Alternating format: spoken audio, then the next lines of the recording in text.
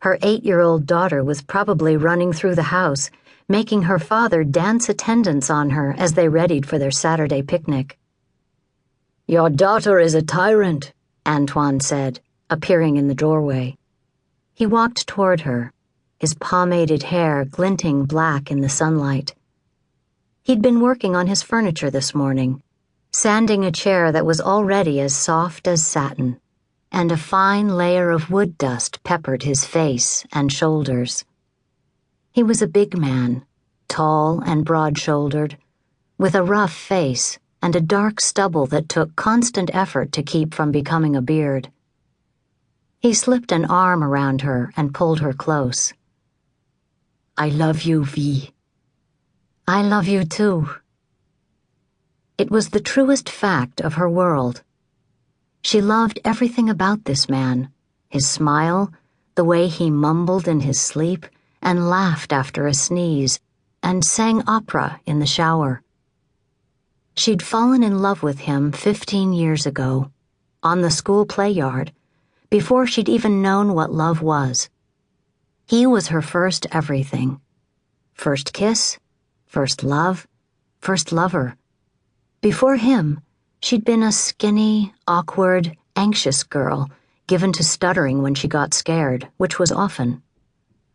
A motherless girl. "You will be the adult now," her father had said to Vianne, as they walked up to this very house for the first time. She'd been 14 years old, her eyes swollen from crying, her grief unbearable. In an instant, this house had gone from being the family's summer house to a prison of sorts.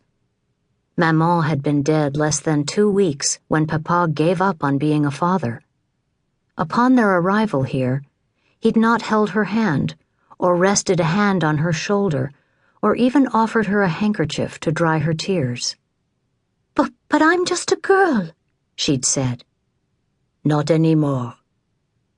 She'd looked down at her younger sister, Isabel, who still sucked her thumb at 4 and had no idea what was going on. Isabel kept asking when Maman was coming home. When the door opened, a tall, thin woman with a nose like a water spigot and eyes as small and dark as raisins appeared. "These are the girls," the woman had said. Papa nodded.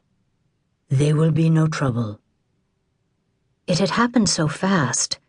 Vianne hadn't really understood.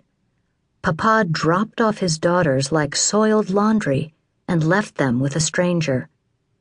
The girls were so far apart in age, it was as if they were from different families. Vianne had wanted to comfort Isabel, meant to, but Vianne had been in so much pain it was impossible to think of anyone else, especially a child as willful and impatient and loud as Isabel. Vianne still remembered those first days here. Isabel shrieking and Madame spanking her.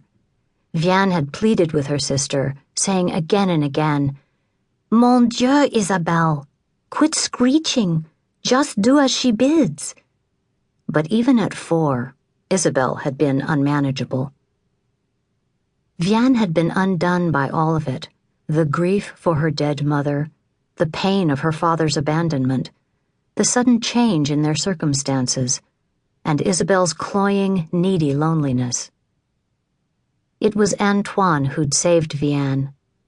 That first summer after Maman's death, the two of them had become inseparable. With him, Vianne had found an escape. By the time she was 16, she was pregnant. At 17, she was married and the mistress of Le Jardin. 2 months later, she had a miscarriage and she lost herself for a while. There was no other way to put it. She'd crawled into her grief and cocooned it around her, unable to care about anyone or anything, certainly not a needy, wailing 4-year-old sister. But that was old news, not the sort of memory she wanted on a beautiful day like today. She leaned against her husband as their daughter ran up to them, announcing,